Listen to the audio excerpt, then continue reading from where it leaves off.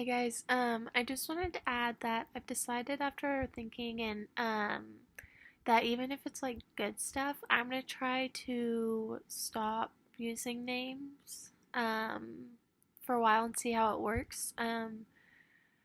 And just talk about my life and things that happen without dragging people into it. So yeah, thanks. Hey guys, don't know why I just started this video as I was backing out of my driveway, but, yeah. Okay, well, I know I've mentioned a couple of times about, like, meeting my sisters and about,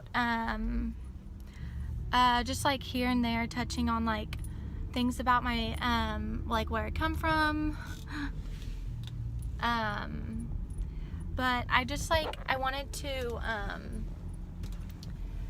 kind of explain to you just like how I got where I am, sort of, not fully, but so if you don't know, I'm an only child, and I have a single mom.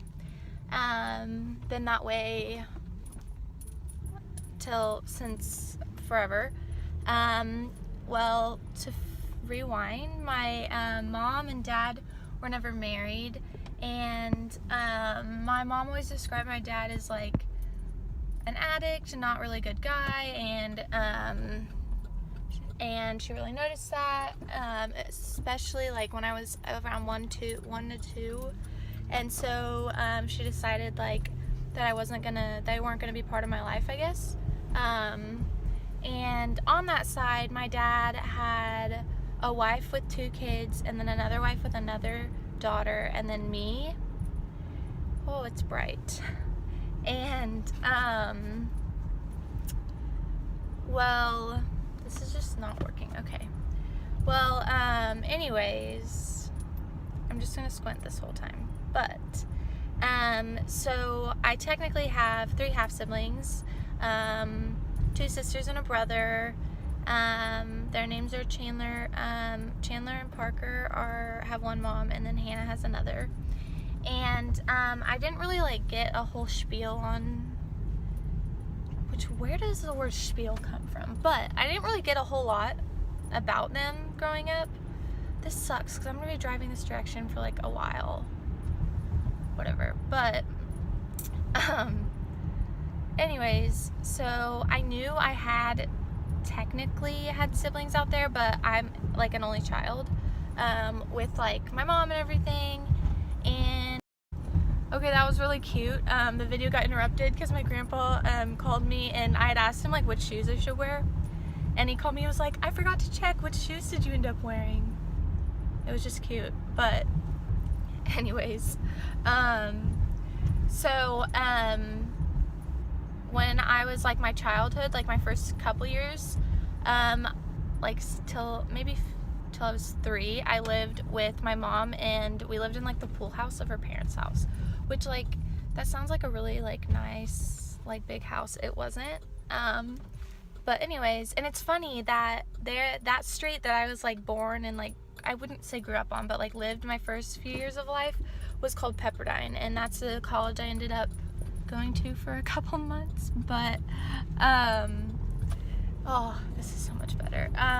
But well, and then we moved, and we lived just me and my mom till about 6th grade, and now since 6th grade we live back with her parents in a different house.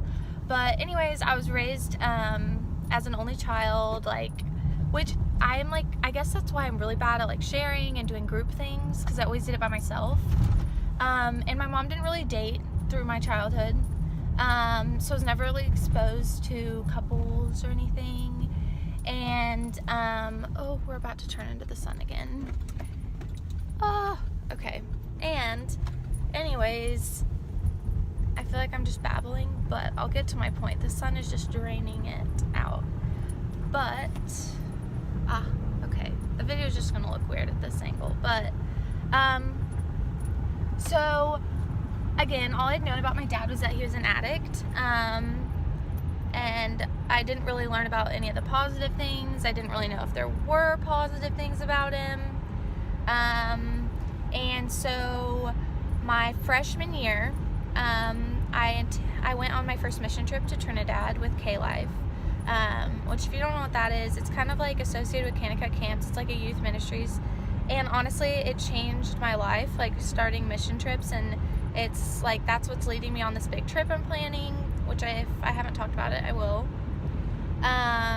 And it's just like a big part of my life now since I quit club sports, so I really like adapted fully and like dove headfirst into that. And anyways, so I had gotten back from my trip, and it was about almost a week exactly before, I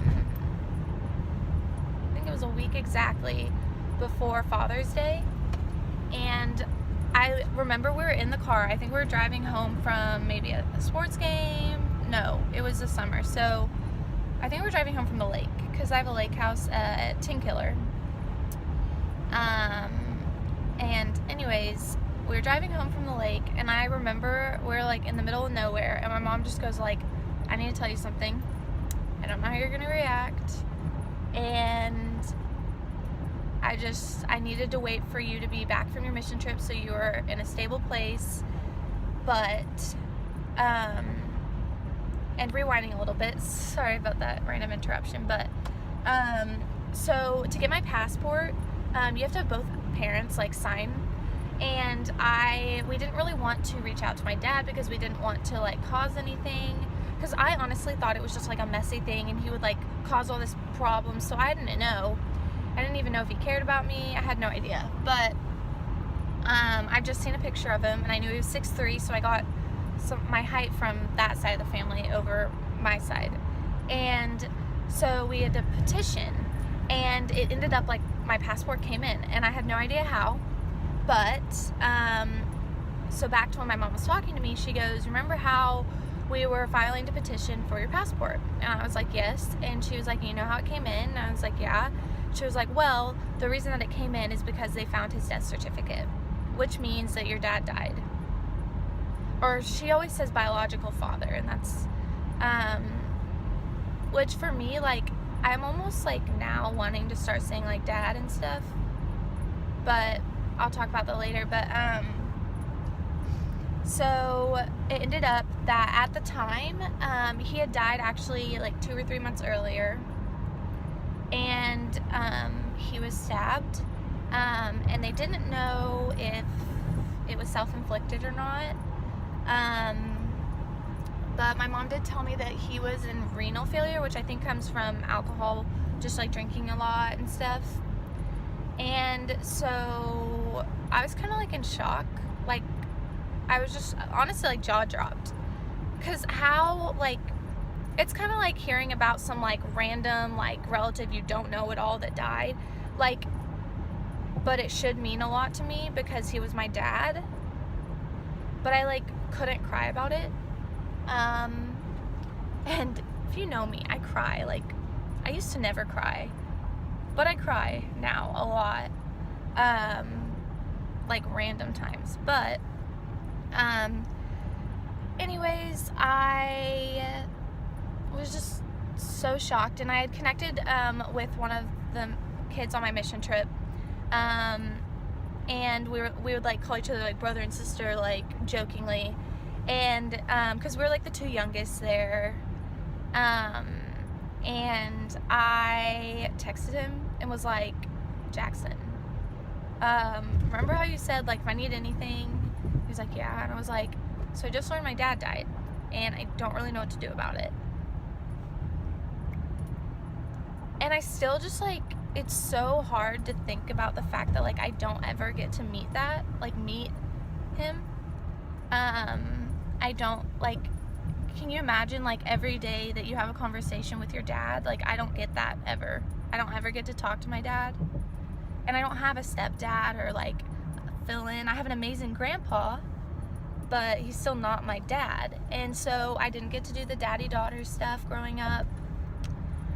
I was part of the Sweetheart program, just like this like initiation thing, kind of like, I don't even know how to describe it, but it's like a daddy-daughter like ball, and I got to do it with him, which was really cool. But I didn't, like, growing up, I never got to do any of that. I didn't get to like ride on my dad's shoulders and have all these cute pictures. And like, honestly, I'm the personality to be more of a daddy's girl than a mommy's girl. My mom and I bicker a lot, and it's just, I guess I started to really like mourn the stuff I didn't get to have and the stuff I wouldn't ever get to. And part of me was always scared that if I'd meet him, I would be disappointed. And I could go on and on about how confused I was about like my feelings, and stuff. And something I'm honestly so mad about myself is we never got child support, and I don't really like understand the concept and everything. Like, I haven't researched it, but anyways, well,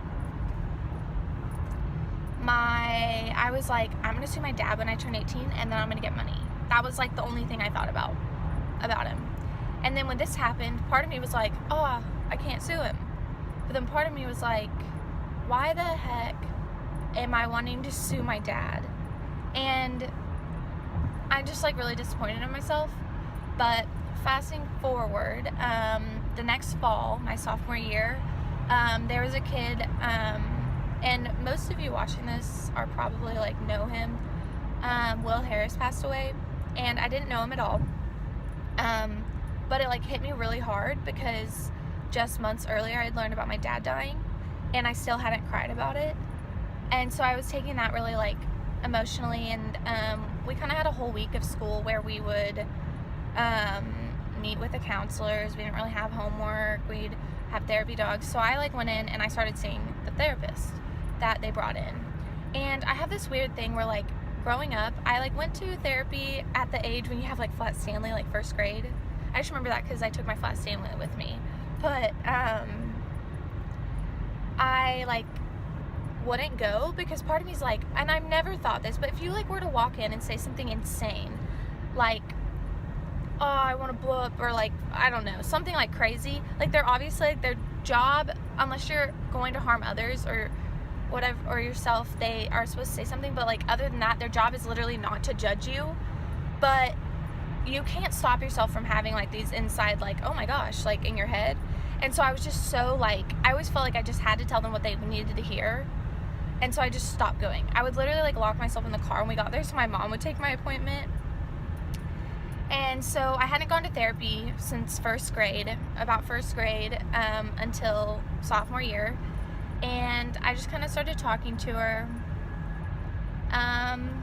And I guess I didn't end up working out. I ended up not going. And then I hadn't started up therapy again until now, which has been the best thing ever. My therapist is amazing, and has helped me through so many things, and knows everybody, like, understands everyone I'm talking about. But anyways, I just like couldn't really work through it, so I've kind of just put it on the backhand, like the backhand of it. And then when I was about 18, I think I've mentioned this before, I decided, Mom, I'm gonna follow my sisters on social media. Because around the time that, so a little before he passed away, I was playing club sports called volleyball, and I ended up playing against his sister's kids, my cousins. And his sister's like amazing, is what my mom has said, like very different than, I don't know, than him, I think, I don't know. But I just remember like being in the convention center for a tournament, and like this lady comes up and my mom says, hi. And she just starts crying. And I was like, who the heck is this lady bawling to my mom? Like, what's going on? And my mom came over to me and like, that's your aunt. Like, those are your cousins. And since then, I've been able to like follow them on social media. But whenever he passed away, the whole side of that family was very disappointed and mad at us for cutting him off, and we're like, we don't want anything to do with you, and like blocked us on everything. Not me, but my mom. And I didn't know if this like feeling they had was towards my mom's decision or towards both of us, so I was always scared to like reach out or anything. But when I was 18, I decided to follow my sisters. And my mom had told me, don't follow your brother. He told me he doesn't want anything to do with you and me. And I think I've learned since I've talked to my sisters that he's taken not as bright of a path, I guess. But I don't know him, so I'm not going to judge that. But anyways, I followed them, and a little while later, like, they followed me back and everything, and I really didn't know, like, I really didn't know who actually knew me, and knew that I, like, followed them. But the oldest one, Chandler, which is funny, so her name's Chandler Wilson. My dad's name's Wilson, my mom's is Krotz, so my legal last name is Krotz Wilson, not just Wilson or not just Krotz, but anyways, she had, like, messaged me and started, like, DMing me last year. And I remember sitting in the gym by my locker, like, in the locker room by my locker before a soccer game, and I just started crying because she told me about how he had these tattoos on his arms of elephants that connected, and there was one elephant for each kid. And I was like, you mean he cared enough to, like, put me on there? And he was like, yeah. And I just started crying because, like, if you know me at all, like, I love elephants. I'm going to elephant reserves on my trip that I'm planning that I'll tell you about. And I like all this stuff. Like, I collect elephants wherever I go too. That and Beanie Babies, the big-eyed Beanie Babies. But anyways, I'm kind of childish, so I'm sorry. But it was just really tough. And then whenever my grandma got cancer last spring, and they had to remove her uterus and her ovaries, and she didn't have to go through any chemo. It was awesome. It was like the kind of cancer, if you had to wish for cancer, you would want this kind of cancer. And I was freaking out because I was like, is it genetic? Like, and we learned that it was because my grandma is overweight, and it was because of her obesity and, like, hormones, and we have, like, bad hormones that run through our family. But so around then that happened, and she, like, got way better. And then this fall, when I was at college, when everything was terrible, I got a call from my mom that was like, your grandma's cancer's back, like, they found a lesion. And I flipped my shit. Like, I freaked out so much, like, so badly. And since I, like, grew up living with them, like, I basically have 3 parents. Like, that's how close I am to them. I'm closer to them than my other cousins, and I guess, like, I only have one set of grandparents that I knew. So yeah. And anyways, I just, at this fall, whenever she was going through surgery, when I came back, it was, like, right before Thanksgiving. She honestly, like, I thought she was gonna die. Like, in her surgery, it was a very dangerous surgery, I guess. I legitimately was in the hospital like, she's not gonna make it. Like, I'm about to lose my only grandma. Like, she's not gonna make it. And so that was, like, around then. She did end up making it and having a great recovery, and her scans have shown that, like, there's, like, it's not back and stuff. But I feel like my face is pink. But anyways, I just kind of, like, hit me that, like, my grandparents are gonna pass away soon. Like, most people's grandparents have, and I didn't want to lose another family member and not have known them, or at least met them, and not, like, regret, because, like, even if I had met my dad and I didn't like who he was, like, I wouldn't have this, like, thing of, like, I'm never gonna meet him. And so that was kind of like, I was like, okay, I'm gonna reach out. So I messaged, like, we started messaging, and then we ended up meeting, like I had told you guys, and I ended up learning a lot about them. And sadly, my other grandma passed away, but I guess there's a step grandma that is actually, like, super cool. I don't know, my mom liked her when that was, yeah, my mom liked her. But anyways, yeah, so ultimately that's kind of, like, explains my child, like, I'm an only child, not an only child, like, explains my family background. But oh, I hate the smell of this person's exhaust. But really what I've taken from it is I wouldn't change how it changed me. I wouldn't say I want the things to happen that had happened, but it made me really like the person I am. Like, I am very, like, a lot stronger than I've ever thought I could be, and because my dad was an addict and suffered from depression, and I've actually learned that he was diagnosed bipolar, which is what they think that I could have. Just shows that, like, how being an addict and drinking and drugs and things can interact and, like, affect your mind. And there's like a thing that's like being depressed or having a mental illness and drinking or taking drugs is like doing cocaine and alcohol together. Like, it's really, really bad for you, and it's almost like a suicidal thing to do.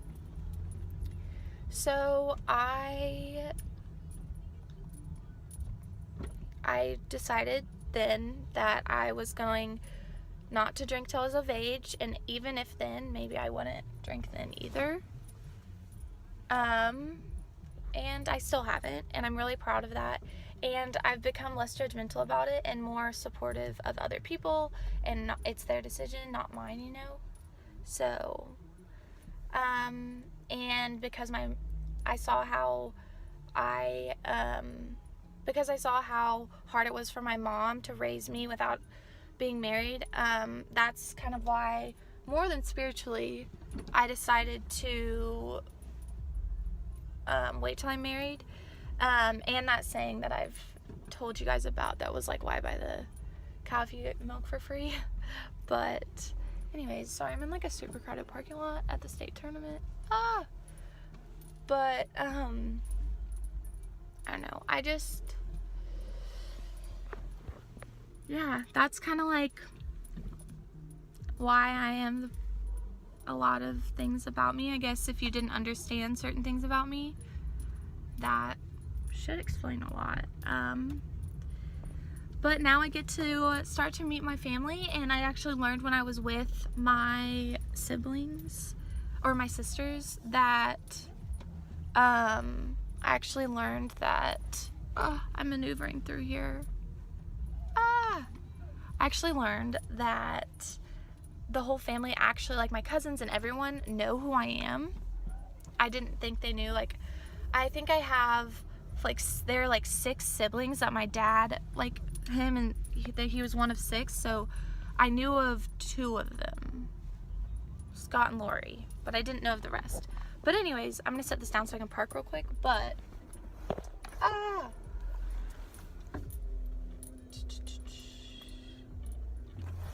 basically, okay, sorry, a little leg shot there. But basically, they all know about me. They like talk about me, not in a bad way. They ask like, oh, have you heard from Jillian? Like, how's she doing?